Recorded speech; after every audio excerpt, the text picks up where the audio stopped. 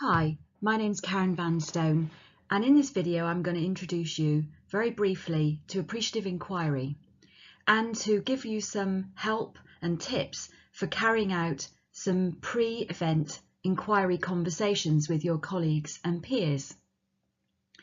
So you're getting this video because you've been invited to come to a summit or conference type workshop, which will be a blend of appreciative inquiry and other design styles to achieve the kind of outcome that your core team has instructed me to help them with. So this video is to help you to do that and to prepare for your attendance and participation at that event. Firstly, a little introduction from me. Some of you will have met me before. If you haven't, you will meet me soon because I'll be at the event with you. And I'm a consultant working with culture change. And I guess we'll hear more about each other when we get there. So as I said, this video has the purpose of giving you a bit more understanding about what's going to be expected of you between now and your conference or summit workshop. And also to get excited about the upcoming event. We hope that you'll have a really strong and positive anticipation of joining in with the work ahead. Before we get to that, I'm going to give you a little overview of Appreciative Inquiry. This won't give you everything you need to know about AI, but you'll learn a lot more at the event itself. And also there are other materials we're making available for those who really want to get into it. Firstly, a little orientation about why we work the way we do in Appreciative Inquiry. For some, this is really intuitive and obvious, and for others, it's less clear because of the way that we tend to work and are brought up to work. So if we look at this slide and look down the left-hand side, this sort of journey from noticing that something needs fixing to trying to implement a solution is very familiar to us. Our schooling, our family life often, and certainly our scientific lives and what we see around us every day follow this track.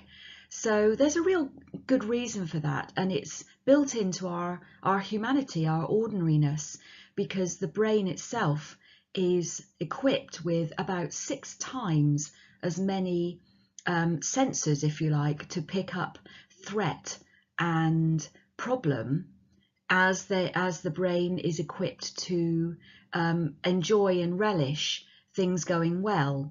So in a way, we're kind of problem-seeking animals.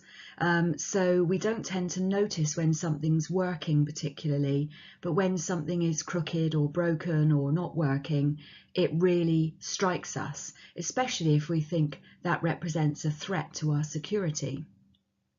So it's kind of normal for us to be scanning all the time to look for and identify what is broken or wrong or missing. And if we're good at what we do, we don't just try to solve the symptoms of that, but we work down the left-hand side of this page. We get behind the symptoms to the root causes, and then we try to find collectively solutions to those problems and implement them. And that's given us enormous changes and progress as a species. We have, amazing medical and technological advances that have come from that pursuit. The problem comes when we apply the same type of process to social processes between people, whereas a mechanical process is very susceptible to that kind of problem solving. Something that's slightly perverse happens when we apply the same routines to the way that human beings work together. And that is that we have our brains and our social processes between us are nowhere near as rational as we like to think. And the latest findings in neuroscience have really proven that a lot of what goes on between human beings is embodied and unconscious. And something very perverse happens that if, for example, we get a group of people together to try to fix something, even if we're really passionate about fixing it, say stress in the workplace or bullying, for example, the very act of putting that into focus and talking and working on it, even if our best intention is to eradicate it, kind of sets up a process where the stories of bullying and the inquiry into bullying, for example, and the analysis of the causes of these phenomena unconsciously normalize this and set off a kind of what we might call a narrative pattern that fixes even further that idea into the unconscious psyche of the organisation and perversely allows people to continue to behave the way they always have. And this is why we sometimes feel very confused about change efforts, because we put more and more effort to try to eradicate something and it seems to grow in front of our very eyes.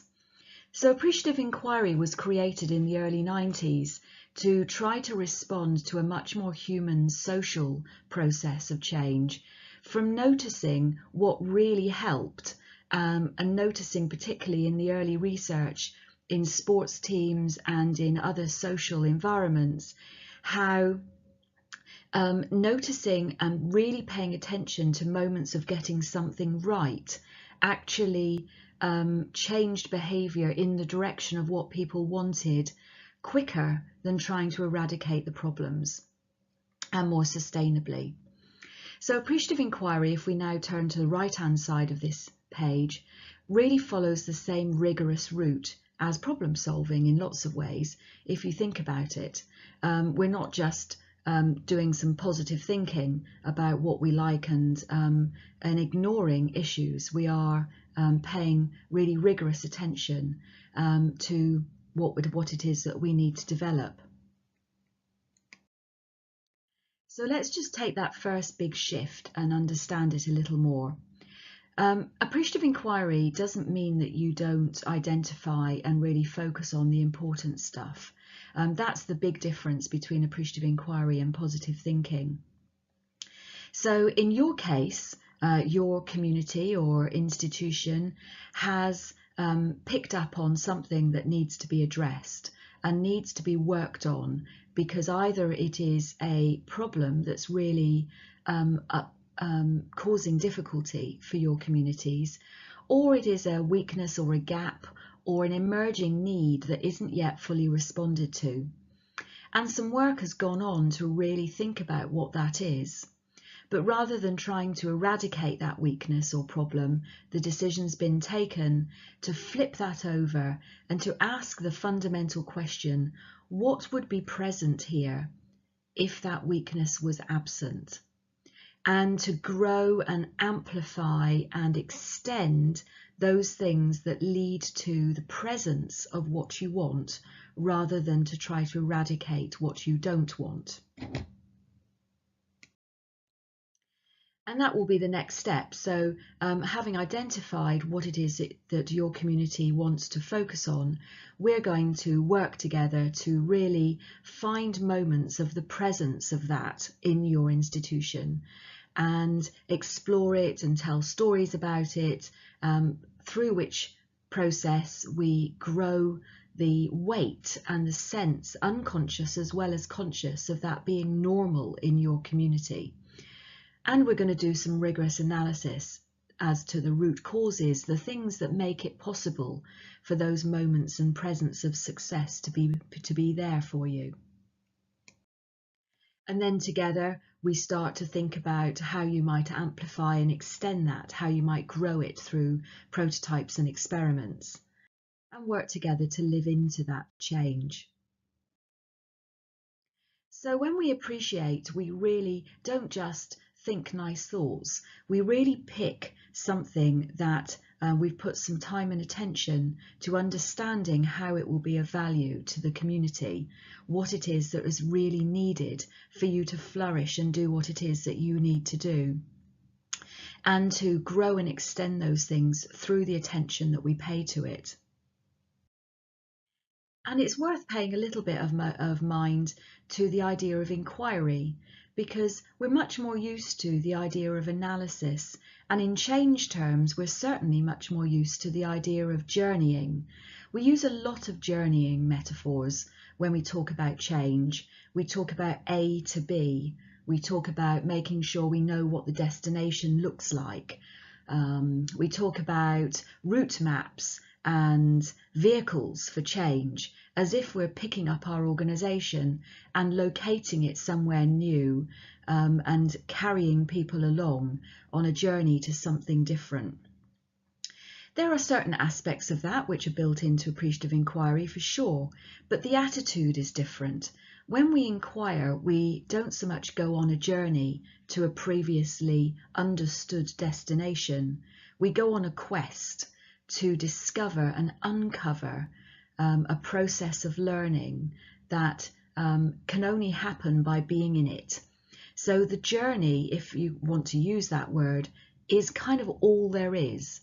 The process of working together is the change, and it is a collaborative quest to uncover a new normal rather than to force people to let go of something or leave something behind and become or go to something new.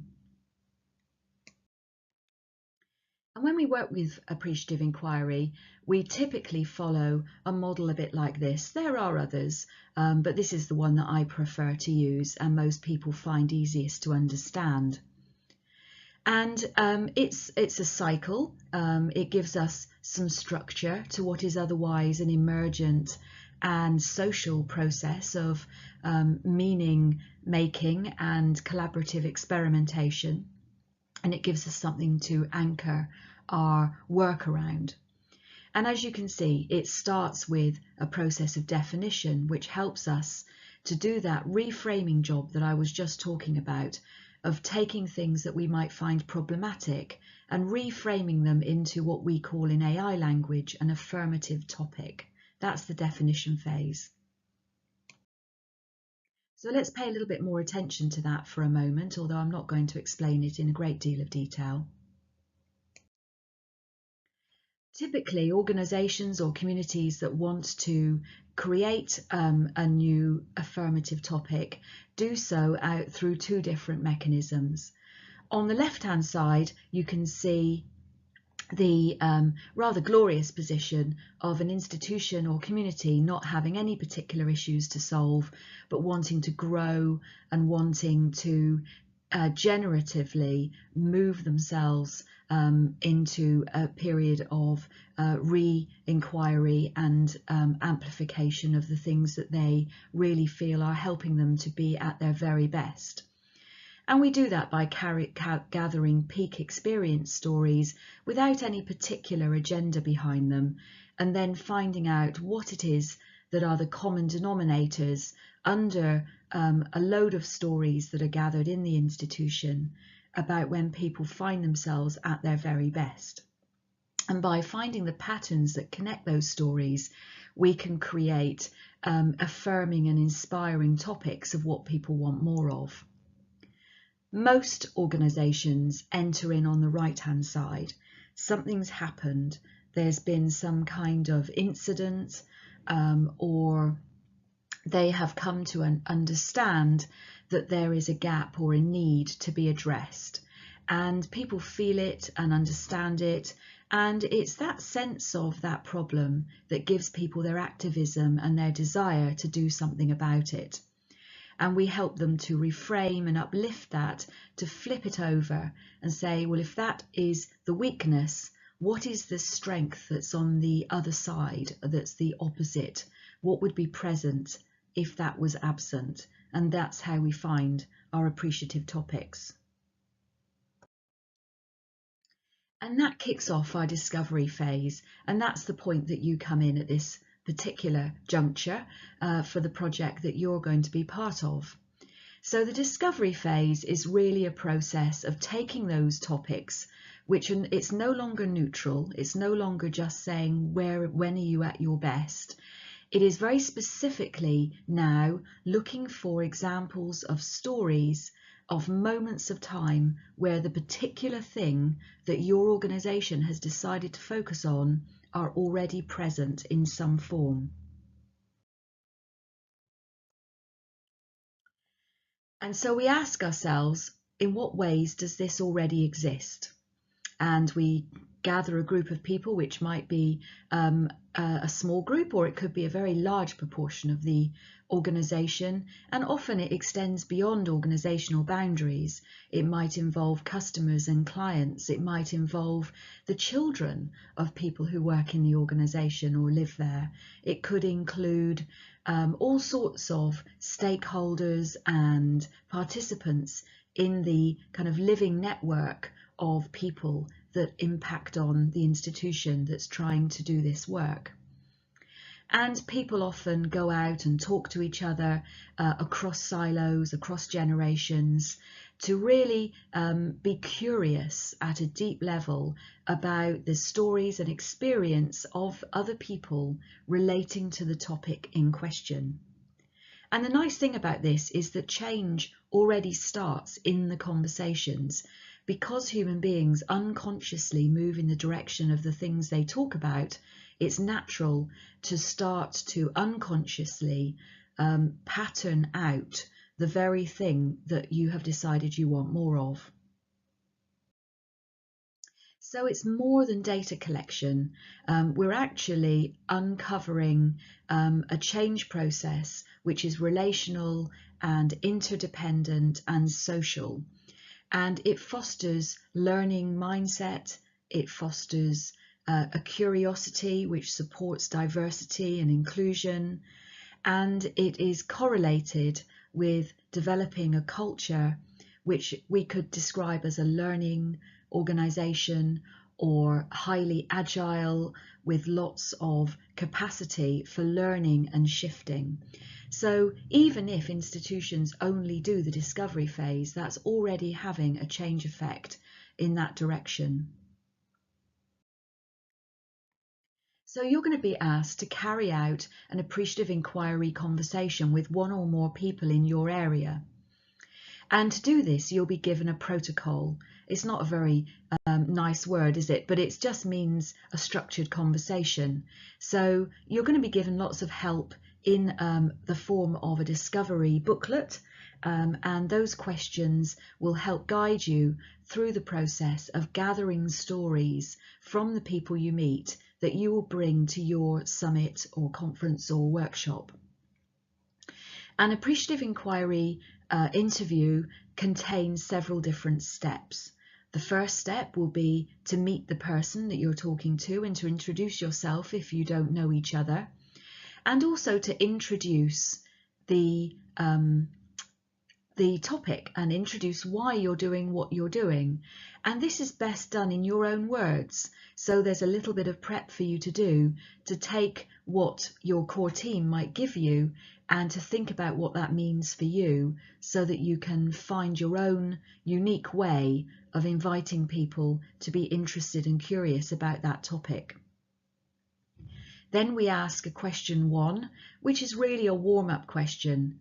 For sure, it yields real information, but it's mostly about getting people used to appreciative storytelling because we're not really very good at that, especially if we are in countries a bit like Britain, where we're more used to saying, okay, well, I agree, I'm not so bad at that, but I could really work on this other thing. We tend to counter every strength with a weakness. We're rather worried about showing off and putting ourselves on a pedestal. And so we have to warm people up to get used to talking about strengths and talking about when something has worked as opposed to when it hasn't worked. Having warmed them up, we then get to the main event of the conversation, which is the stories about the topic or topics that your core team have centered this work around. You may have one or more topics in your protocol, and I'll talk a bit about that in a moment, but the main idea behind the storytelling question is to introduce the other person to the topic and to give them time to think about when they have already experienced something that is reminded to them by that topic, and then they tell you that story. It's not talking about the topic, it's not conceptualizing the topic or thinking out loud about the topic. It is telling a story about a real event where that topic was present for the person.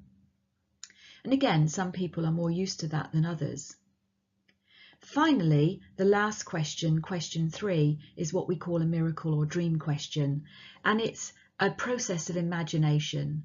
We're asking the person to take all the things that they've just been talking about and project forward into the future in their own minds, to thinking about a time when the kind of things that they have explored in their story are so normal that they are completely part of the institution, that they have become amplified and extended to a point where they are integrated into the living culture of the organisation. And we ask them to describe that world as if they're already in it. So they're talking in the present tense. So they're not saying in 3 years' time it will be like this and like that. They're saying, I've turned up to work today and what I notice is this and that. So they're almost narrating an experience of the future. So I said I would say a little bit about multiple topics. You may or may not have multiple topics. If you do, you might have been given some cards to work with, or you might just have a couple of topics inside your actual inquiry protocol. The idea is to give your respondent, the person you're talking to, the opportunity to look at your topics, especially if they're in the form of these cards, to lay them out in front of the person when you get to that part of the protocol, and give them time to read the cards and invite them to notice whether they are being drawn to a particular card. And they might be drawn to a card because it really inspires them, or because they immediately start to recognize a story of something that's happened to them or that they have created in practice that speaks to that card. When they're ready, you can ask them to pick the card that they want to talk to and invite them to start to tell their story that relates to that card. And then when they're finished, if you do have multiple topics, then you might invite them to take a second card, if indeed you have time to do that. And as you go through your different conversations, if you're doing more than one, you might notice that one particular card gets picked more than the others. That's absolutely fine. Again, we're often taught to try to smooth that process because you want to make sure everything is covered. But in appreciative inquiry, we're less interested in what ought to happen and more interested in what does happen. So we are curious about what it might mean that most people pick one particular card. It probably means that that's where you should start because it's where you have strength and the ability to develop fastest. So what is expected of you now? Right now, we're going to ask you to carry out some appreciative inquiry conversations with colleagues around you. Your core team will brief you about whether that is colleagues that are close to you in your own institution or silo or division or department, or whether you're being asked to do a more diverse inquiry, whether you're going out to people who are in different parts of the organisation or institution to yourself. You'll carry out one or more of these conversations and take some notes and hopefully enjoy the stories that you gather and be inspired by them. Right before attending your conference or workshop, we're going to ask you to remind yourself of the qualitative and descriptive, immersive information that you have gathered and to bring it with you to the event. At the event, you'll carry out one further conversation with another participant, and then all of that information will be worked on together as a large group to explore over the days of the event and push that forward into the other parts of the appreciative inquiry process. After the event, we're going to ask you to really live into the change that hopefully this event inspires for you. This isn't about becoming change managers or having to make other people change. It's about learning and developing and collaborating together and hopefully being inspired to take action. So an appreciative inquiry conversation is about storytelling. And again, this is a bit of a shift from what we're used to. We're used to asking very analytical questions when we're confronted with information from others. So if somebody says, well, this happened to me, we're more likely to ask, why do you think that happened? Or what should have happened instead? Which are analytical conceptual questions, which in their own way can yield some very interesting information, but it isn't what we're doing in appreciative inquiry. So the kind of questions that we would find somebody like yourself asking when in the middle of an appreciative inquiry conversation are support questions that help the person to gossip out their story. So if you imagine you're in the bar or in your sort of social environment at home or amongst friends, and they start telling you about something that's happened to them in their life, in those settings, we kind of ask questions like, well, what did that feel like? And what did you do? And what did they say next?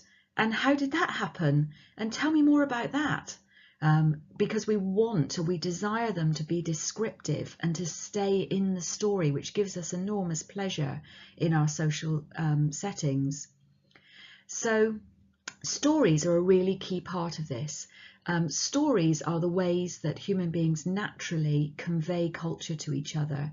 The telling and retelling of stories, whether it be the great religions or other communities, clubs and human social fabrics, we convey to each other the how to behave, how to fit in, what normal looks like round here. We convey all of that through stories, and that's what makes appreciative inquiry so powerful to the unconscious process that goes on in organisations. So we want people to stay in their stories.